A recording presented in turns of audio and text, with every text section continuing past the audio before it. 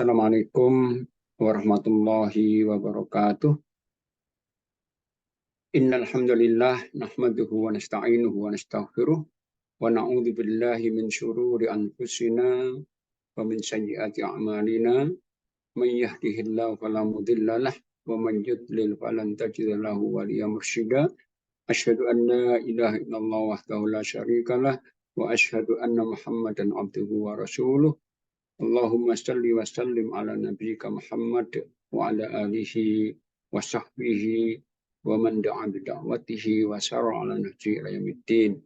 Amma ba'du fa yaqulu subhanahu wa ta'ala fi muhkamil tanzilih ya ayyuhalladzina amanu taqullaha wa qulu qawlan sadida yuslih lakum a'malakum wa yaghfir lakum dzunubakum wa man yuti'illaha wa rasulahu faqad faza fawzan 'azima. Baik, Bapak-Ibu sekalian, Alhamdulillah kembali Allah perkenankan kita untuk kembali bertemu dalam kajian buku Minhajul Muslim. Insya Allah kita akan membahas pasal yang ke-10, masih dua keimanan, yang beriman kepada hari kemudian. Tentunya harapan kita Allah berkenan untuk meridhoi pertemuan ini dan berkenan untuk mencatat upaya kita ini sebagai bagian dari ibadah kita yang mudah-mudahan nantinya bisa menambah beratnya timbangan kebaikan insya Allah. Baik sekalian, beriman kepada hari akhir yang merupakan salah satu rukun iman. Ada 6 tentunya kita tahu rukun ini pilar ya, yang artinya bagian terpisahkan dari iman kita. Harus percaya full 100%, nggak boleh ragu sedikit pun. Ragu sedikit rusak iman kita. Nah, apa yang dimaksud hari akhir itu? Hari akhir kita baca dulu, seorang muslim beriman bahwasanya kehidupan dunia mempunyai saat-saat di mana ia akan berakhir. Jadi Allah itu mempunyai qada qadar, ketetapan. Nah, qada qadar Allah itu ada yang bersifat namanya mubrom. Tidak opsional, nggak kita pilih, termasuk hidup dan mati. Yaitu mubrom, tapi cara hidup itu namanya qada yang mu'allaq. Tergantung kemauan kita, pilihan kita. Nah, kita akan pasti mengalami dua kehidupan dan akan dipisahkan dengan kematian. Nah, hidup dunia ini kita tahu ya akan ada batas akhirnya. Sementara dan kita nggak tahu masing-masing kapan akan berakhir hidup dunia. Nah, setelah kedua nanti akan kehidupan kedua, yaitu pun akhirat yang pasti juga akan dalam, yang tidak ada batas akhirnya, abadi. Nah, dua kehidupan ini dari aspek hubungan dengan Allah beda. Datangnya pasti ini kok akan datang pasti, tapi hubungan Allah apa kehidupan dunia ini hubungan Allah, hubungan amal. Artinya kita hidupnya suruh beramal saja, nggak bisa lain. Itu perintah Allah dalam Al-Quran banyak, misalnya surat yang ke-17 ayat 84. Al-Isra, Allah katakan kullu ya'malu ala syakiratihi farabbukum a'lamu biman huwa ada sabira. Katakan Muhammad, dan setiap orang bekerja, beramal, berarti sesuai pembawaan masing-masing. Silakan jadi apa saja, dokter, pegawai, pedagang, silakan. Tapi Allah mengetahui siapa yang benar amalnya. Artinya ketua wajib beramal dunia ini dipantau, dinilai, dicatat, dan akan diadakan nanti pembalasan di akhir. Nah itu kan. Nah kehidupan akhirat nanti hubungan dengan Allah bukan hubungan kerja lagi. Maka nanti akan disebutkan akhirnya namanya Daul Jaya. Hari di mana kita ada beban ibadah, hari hanya menerima hasil kerja dunia, baik atau buruk pada akhirat. Nah, sekali lagi, maka hari akhir itu apa? Hari akhir yaitu kehidupan yang abadi. Setelah berakhirnya berani, yang dengan semua peristiwa yang terjadi. Jadi, beriman dengan adanya kehidupan yang abadi nanti, dengan semua peristiwa yang terjadi. Apa peristiwanya? Dimulai namanya dari kiamah. Kiamah itu adalah hari di mana semua bumi ini dihancurkan yang ada di bumi. Tidak ada kehidupan lagi. Namanya hari kiamat. Yang waktunya kapan? Enggak ada yang tahu sedikit pun. Orang yang kemudian meramal kiamat pasti sesat. Karena Allah mengatakan dalam tegas ya, surat yang ke-7 ayat 187 tentang hari kiamat itu. Hari di mana dunia berakhir. Allah katakan apa? Yas'alunaka anis sa'ati ayyan ursa. Ya Muhammad, mereka tanya padamu tentang hari saat, hari kiamat, kapan datangnya. Maka katakan ayat ya, karena kul inna, katakan innama ilmu inna rabbi. Katakan ini ilmunya ada di tangan Rabbku saja. La yujalli al waqti illa huwa. Tidak bisa menjelaskan kapan datangnya kecuali Allah saja. Takurat samil arti, hurufnya kata Allah akan dahsyat. Baik di bumi atau di alam. La ta'tikum illa bahta. Nggak akan datang kepada kalian kecuali tiba-tiba. Jadi datangnya tiba-tiba, nggak tahu masing-masing. Sehingga orang meramal berarti menyalahi, tiba-tiba nggak akan jadi ramal. Maka semua yang meramal dunia itu berakhir tahun ini salah semuanya. Jadi kali itu pertama kejadian hari kiamat dimulai dari namanya kiamat. Setelah kiamat terjadi, nanti kemudian ada yang kedua namanya al-ba'tsu. Al-ba'tsu artinya kebangkitan. Akan dibangkitkan dari alam kubur kita. Al-ba'tsu namanya ketika al-hasr. Kita akan dihimpun, dikumpulkan di padang mahsyar semuanya. Setelah itu namanya adalah hisab. Perhitungan amal. Kemudian ada mizan, yaitu ditimbang. Baru kemudian ada jaya. Jadi kejadian ada 6 ya, yang globalnya. Nanti ada sirot, ada tapi bagian dari itu.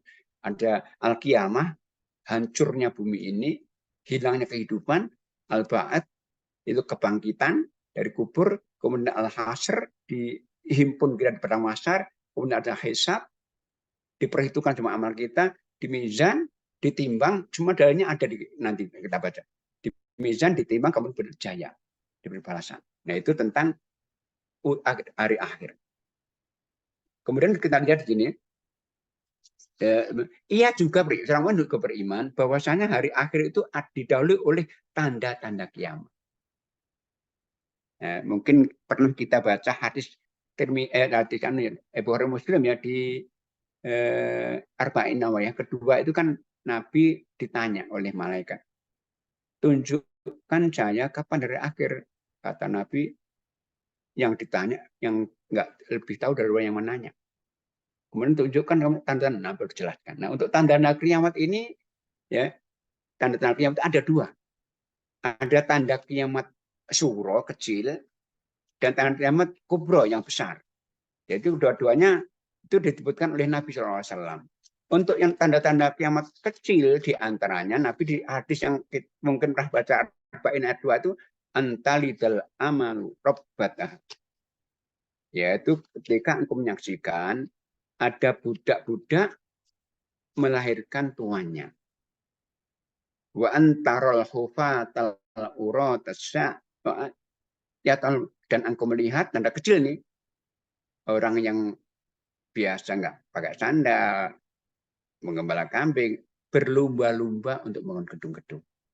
Tanda kecil yang disebut Nabi ya, yang disebut Nabi. Itu yang disebut Nabi. Nah, kemudian lainnya Nabi mengatakan, inna min asratis sa'ati an yurfa'al ilmu wa yathbutal jahlu wa yusrabul khamru wa yatudra.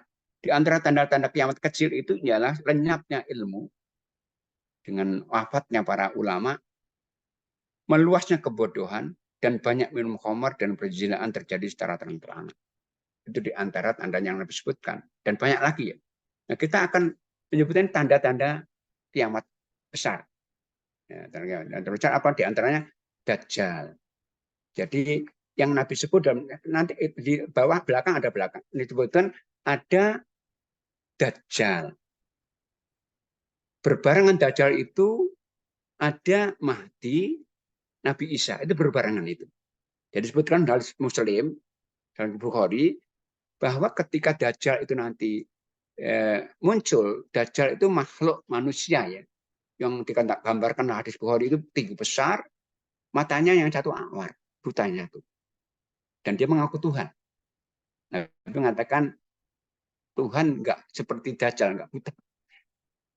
Nah, ini Allah berikan dia kemampuan yang luar biasa, bisa menghidupkan mati, bisa menyembuhkan sakit, langsung banyak. pengikutnya banyak dari kalangan Yahudi.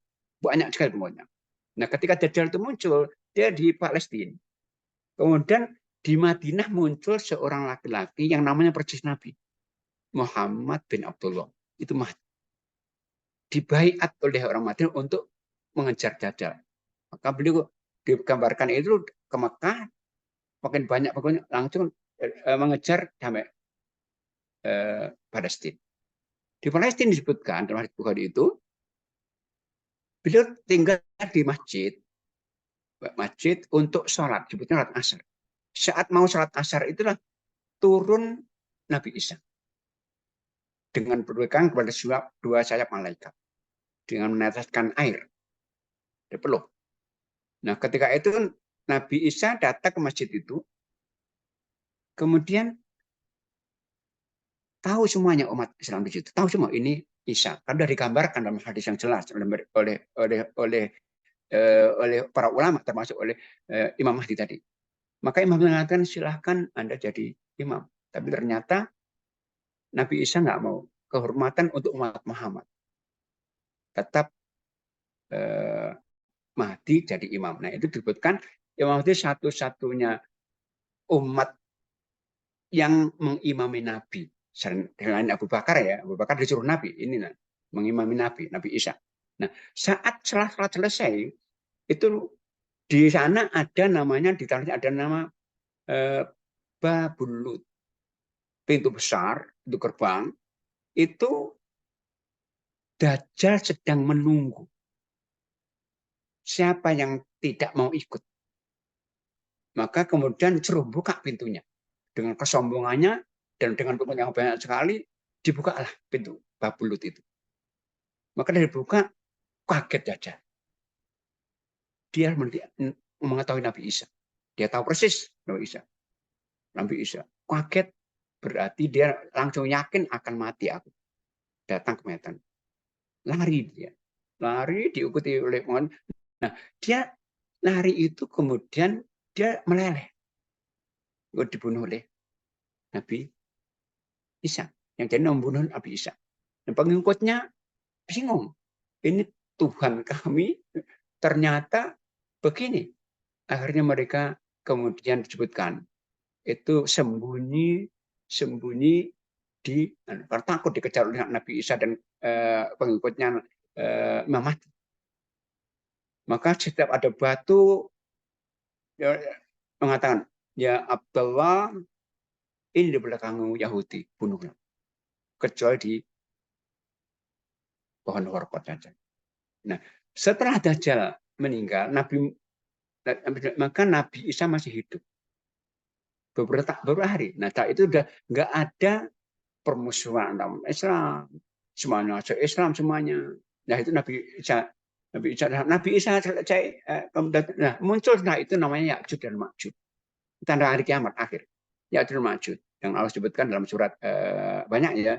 Di antaranya surat Kahfi. Ya'juj Ma'juj itu adalah wujudnya manusia. Tinggi besar. Disebutkan itu sipit tapi bola matanya besar. Nah, ini sangat kuat sekali, nggak ada yang mampu. Termasuk Nabi Isa nggak mampu. Memakan bunuh semua yang nggak ikut. Diperutkan saking banyaknya ya cuma itu digambarkan melewati sungai dan semuanya minum yang terakhir nggak kebagian air saking banyak. Dan begitu sombongnya Ya'juj ini ceritakan dalam hadis Bukhari itu, beliau kemudian Ya'juj itu kemudian memanah ke langit. Dipanahkan ke langit, Allah berikan cobaan. Turunlah panahin dari langit dengan darah-darah. Sangat sombongnya maka kami telah bunuh yang bunuh dari langit juga.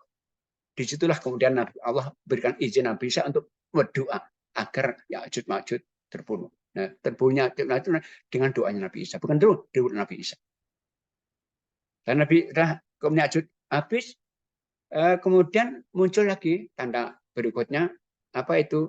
Yaitu khasab, yaitu ada longsor bil maghrib wal masjid timur dan di jajah Arab. Setelah itu baru muncul ada apa? Nah, kita baca semuanya ada dabah itu binatang yang digambarkan itu bisa berbicara. Bicara tugasnya berdakwah. Yang didakwahi masuk Islam ikut. Yang nggak mau Islam dicap, katanya itu dicap dengan cap gimana? Kafirin mereka. Nah ini kemudian dabah itu muncul setelah itu namanya nar, api dari Aden. Aden itu kota di api. Nah, api terakhir nanti yaitu terbitnya matahari dari arah terbenam di barat. Nah, itulah waktu berakhirnya, waktu menjelang akhir itu, nah, setelah ada angin kencang sekali, nggak ada yang punya mati, tidak ada seorang mukmin pun. Jadi telah ada angin, angin kencang sekali, dan seorang mukmin di mana saja akan didatangi dan mati. Sehingga terakhir nanti nggak ada orang yang beriman, nggak menyebut nama Allah. Terakhir hari kiamat baru datang, yaitu ketika terbit matahari dari arah barat. Nah, kita akan coba sedikit ya baca bagian ya. Halaman yang ke-64, angka 64. Itu hadis Muslim, ini bukan Bukhari. Yang tadi saya bacakan ini hadis Bukhari. 64 itu disebutkan salah satu Dajjal, salah satu tanda halaman 64 disebutkan yahrujud Dajjal fi ummati famkutu arba'in. Dajjal akan keluar dari umatku nanti dan akan menetap 40. Dikatakan 40. 40 itu 40 hari disebutkan. Ini dia hidup di ini 40 hari, tapi satu hari pertama sama dengan 1 tahun, satu hari kedua sama dengan apa itu 1 bulan, satu ketiga berikutnya sama. Saya perlu Isa punya saat Dajjal datang, Nabi Isa diturunkan. Ini hadis Muslim tapi seperti gambarannya Urwah bin Mas'ud. Jadi Nabi Isa itu fisiknya penampilannya seperti Urwah bin Mas'ud, sahabat Nabi tahu. Fatat lu ya haliku. Maka datanglah Nabi Isa untuk mencari Dajjal untuk dibunuh, yaitu di Palestina di Babulut itu.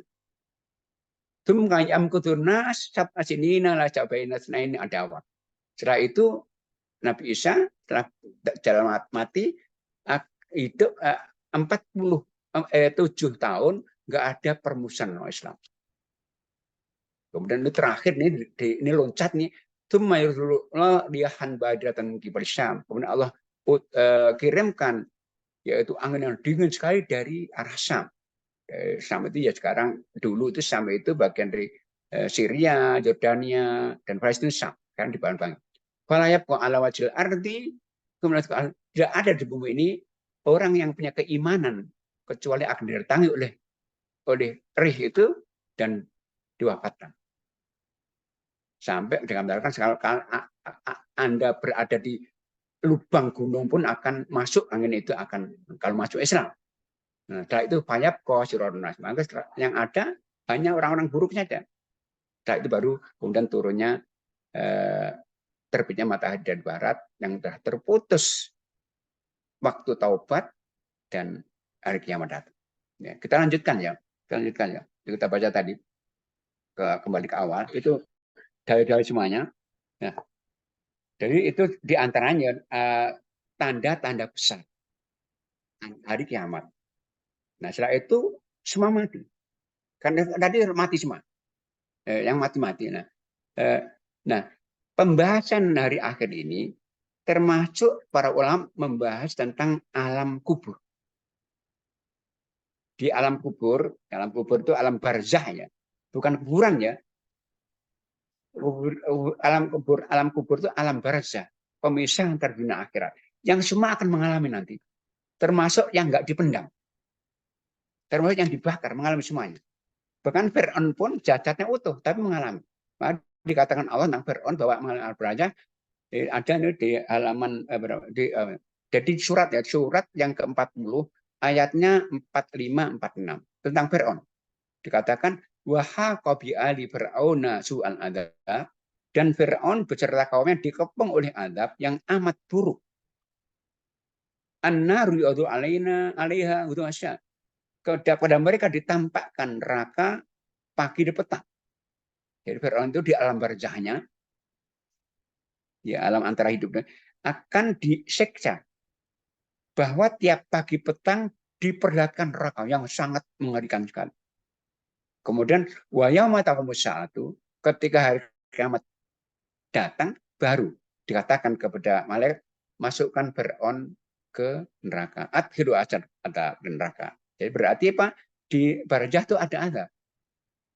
Cuman adab Barzah itu adab yang sifatnya gaib, ya nggak bisa digambarkan. Tapi ada adab. Dikatakan ini Fir'aun itu ditampakkan neraka adab itu. Maka dikatakan gimana? Ada yang cara katakan yang gaib itu nggak bisa dibayangkan.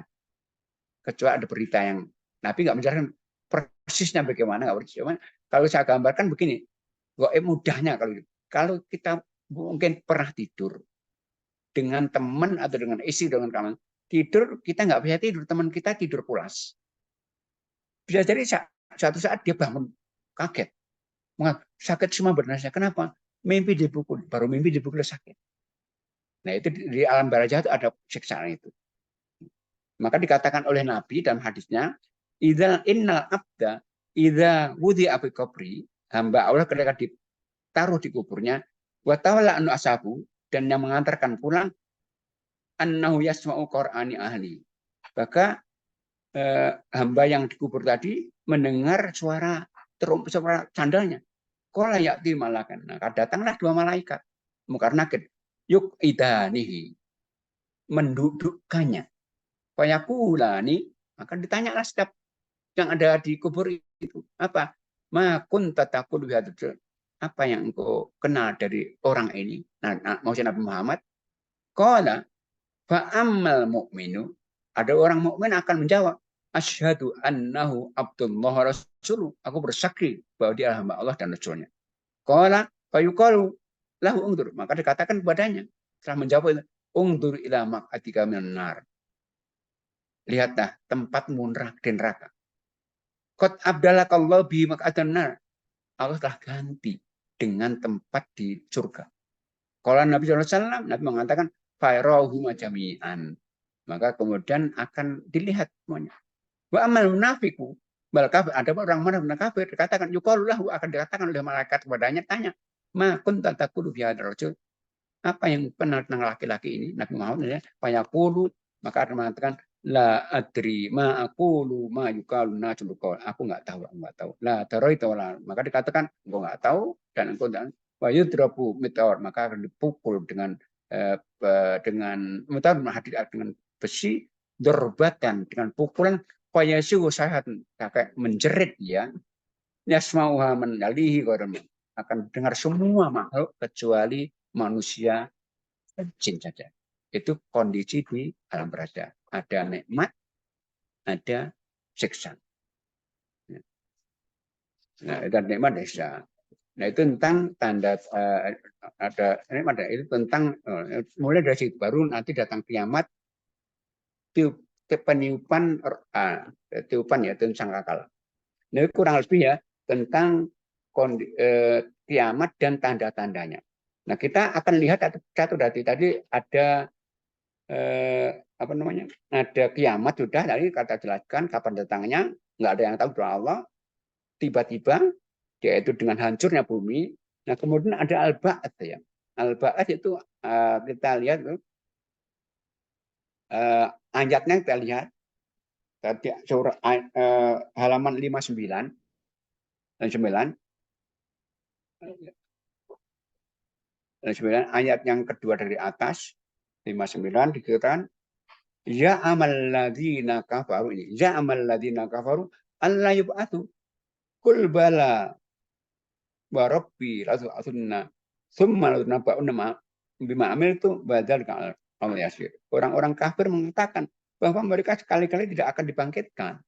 Maka katakanlah Muhammad, tidak demikian. Demi Rabbku, benar-benar kamu akan dibangkitkan semuanya, kemudian akan diberitakan kepada kamu apa yang telah kamu kerjakan. Yang demikian itu adalah mudah bagi Allah. Nah, di ayat berikutnya itu, ala yadunnu alaka annamahu, tidakkah orang-orang itu yakin bahwa sungguhnya mereka akan dibangkitkan? Liyaumin azim, pada suatu hari yang besar. Yauma yakunus, yaitu hari di mana manusia menghadap Rabbnya semesta alam. Berikutnya, bahwa nanti ada api neraka dan surga, Ayat wa kadzalika auhayna ilaika Qur'an Arabiyyan. Demikianlah kami wahyukan kepadamu Muhammad Quran dalam bahasa Arab. Litung mudira umul qura, agar memberi peringatan kepada umul qura, penduduk Makkah maksudnya. Waman haulaha, dan yang penduduk sekitarnya. Wa tungdiru yaumal jam'i, dan memberi peringatan pula yaumal jam'i, tentang hari berkumpul. Pada masa berarti ini setelah dibangkitkan berkumpul, lalu bahwa enggak ada keraguan di lubuk. Dan sebagian ada yang di surga, ada sebagian di neraka. Ini ada kan.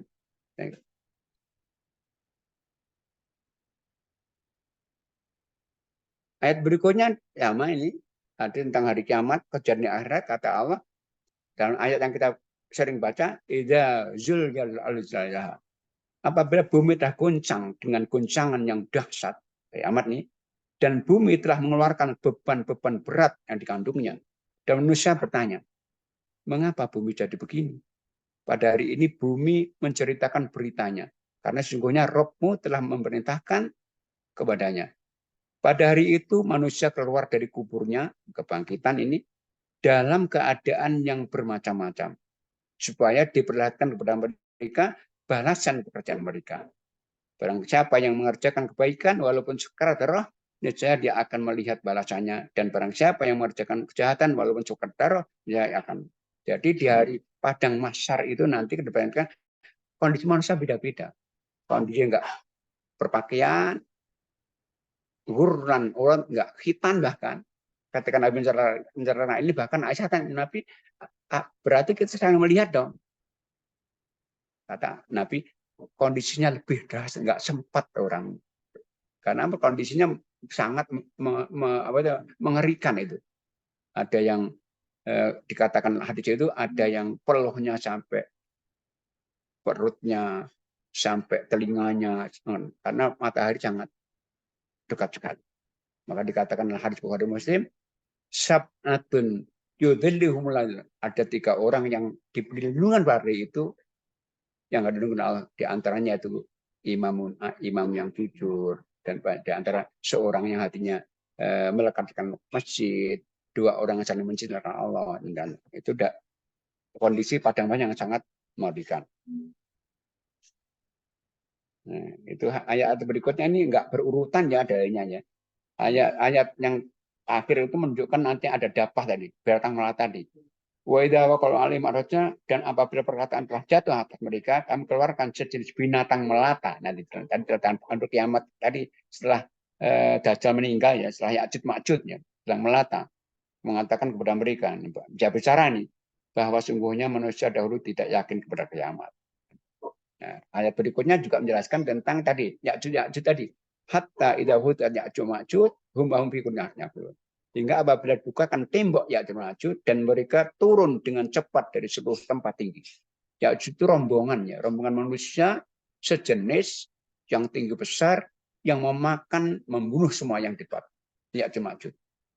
Maka mereka katakan turun dengan seluruh tempat-tempat yang tinggi dan telah dekatlah ke tangan mereka dan yang benar kiamat. Nah,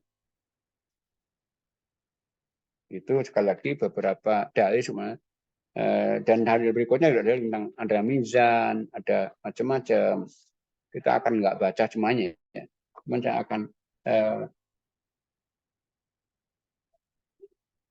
ceritakan tentang beberapa, saya bacakan beberapa hadis ya.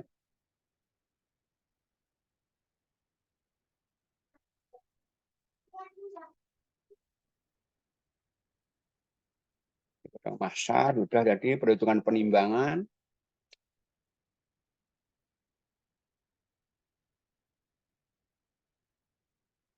Akan saya bacakan hadis ya, yang diriwayatkan oleh Tirmidzi Sahih tentang kondisi pada mahsyar.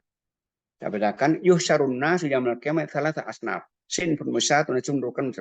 Jadi di padang mahsyar nanti digolongkan manusia menjadi 3 golongan.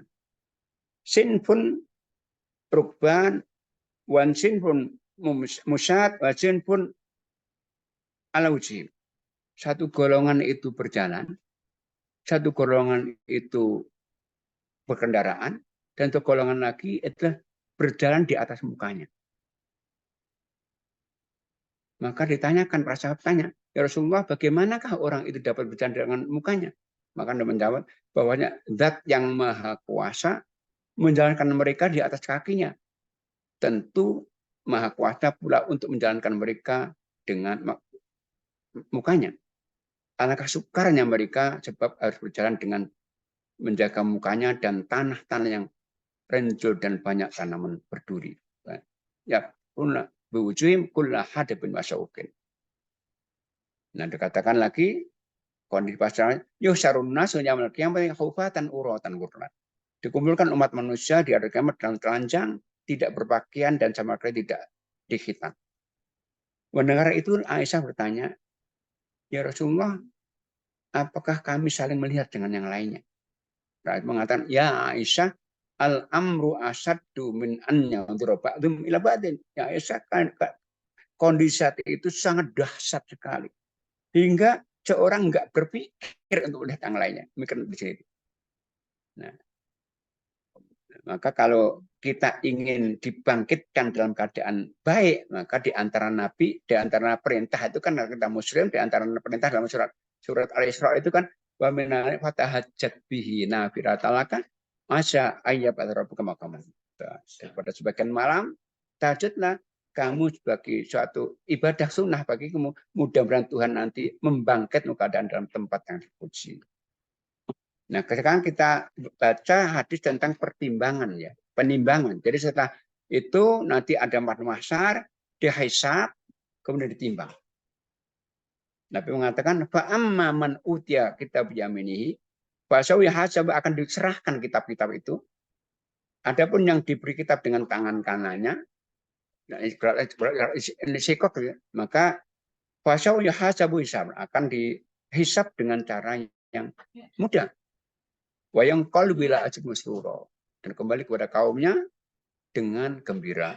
Adapun kata Allah, wa amma man utiya orang apa yang diberikan kita lewat belakang punggungnya belakang, maka kata Allah ini wasau yad utuburo wasal cairo. Maka gambarannya Allah itu dia akan berteriak celakalah aku dan dia akan masuk ke dalam api yang menyala-nyala. Ini diantaranya hal dalam hadis saat nanti kita dihisab setelah kita pada masa kita. Nah, kemudian nanti ada penimbangan dikatakan dalam Al-Qur'an juga Al-Qari'ah itu fa'amma man thaqulat mawazinuhu fa huwa isyadr. Ada orang yang berat timbangannya kebaikannya maka dia berada dalam kehidupan yang memuaskan surga. Fi isyatir radiyah. Wa amma man khafa wazinu, adapun orang yang timbangannya ringan, fa ummu hawiyah. Maka katakan tempat kembalinya adalah hawiyah, neraka hawiyah. Dan banyak lagi ayatnya. Kemudian setelah itu baru sirat ya. Jadi di sirat itu gambarnya sirat itu adalah dia jembatan yang dibentangkan di atas api neraka, yang semua akan melaluinya. Cuman cara berjalannya ada yang cepat seperti buruk, seperti ada yang jatuh-jatuh macam-macam. Nah setelah itu baru terakhir nanti Darul Jaya yang masuk ahli surga masuk surga. Cuman begini bedanya.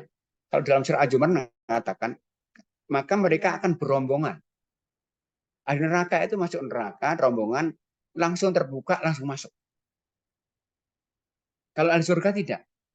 Hatta idza jawa wa futiha. Ketika ahli surga sudah mendekati surga, nggak bisa masuk. Maka dikatakan wa futihat. Yang membuka itu dengan izin Nabi saja. Mereka padang mahsyar kan menyangkut mereka segera ingin dimasukkan surga. Maka datang kepada Nabi Nuh, Nabi Ibrahim, Nabi Musa, bukan hak saya. Terakhir kepada hak Nabi Muhammad. Nabi Muhammad minta syafaat kepada Allah baru dibukakan, baru masuk surga. Nah itu kondisi ya, ketika kita sudah melalui proses ya dari kebangkitan, kemudian padang mahsyar, hisab, mizan, sirot, kemudian baru masuk surga atau neraka. Cuman masuk surga tidak seperti cepatnya orang masuk neraka. Nah, secara umum bahwa beriman dengan hari kemudian itu, yaitu yang paling banyak disebut Allah dikaitkan langsung dengan beriman dengan Allah. Man kana billahi wal yaumil akhir. Karena pentingnya.